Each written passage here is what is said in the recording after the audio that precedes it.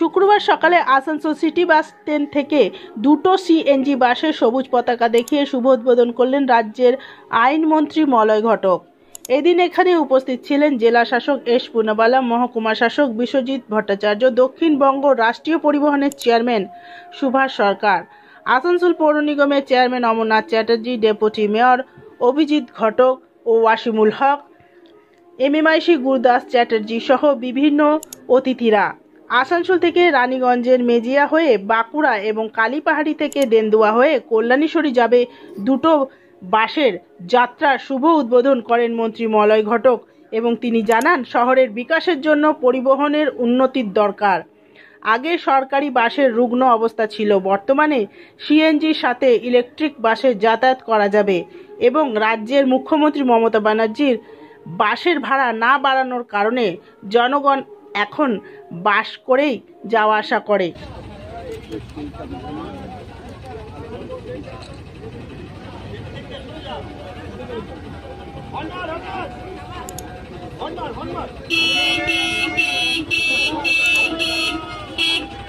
Green Asansol, clean Asansol.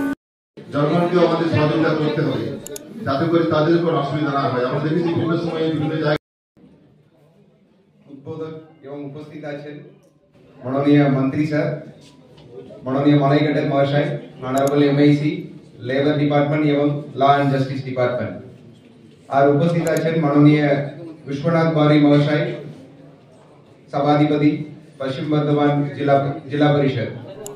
আর তখনই উন্নত হয় এবং সেই শহরটা বাড়ে যখন সেই শহরের যোগাযোগ ব্যবস্থাটা উন্নত হয়।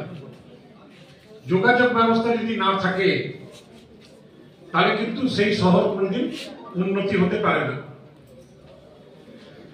একটা হচ্ছে শহরের আভ্যন্তরীণ যোগাযোগ।